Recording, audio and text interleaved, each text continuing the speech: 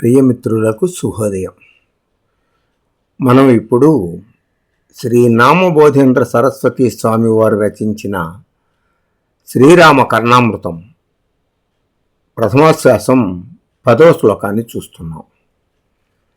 శ్రీరామచంద్రే రమతాం మనోమే రమాంగవామే విపదాం విరామే జితారి రామే ప్రణతారి రామే గుణాభిరామే భువనైకరామే శ్రీరామచంద్రే రమతాం మనోమే రమాంగవామే విపదాం విరామే జితారి రామే ప్రణతారి రామే గుణాభిరామే భువనైకరామే.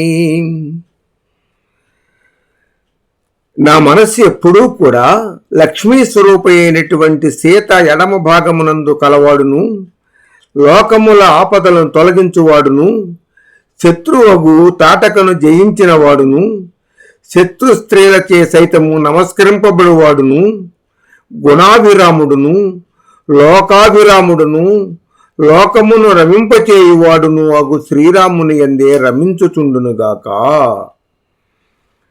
దీనికి తెలుగు శాత ఇలా వచ్చింది.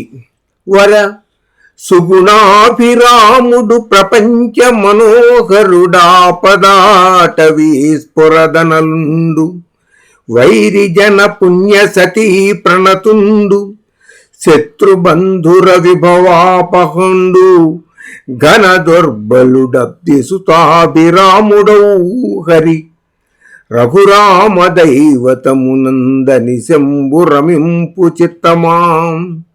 వర సుగుణాభిరాముడు ప్రపంచ మనోహరుడాపదాటవీ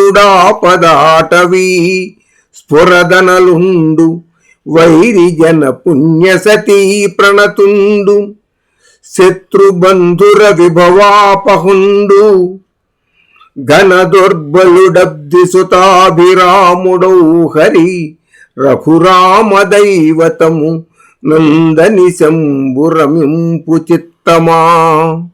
స్వస్తి.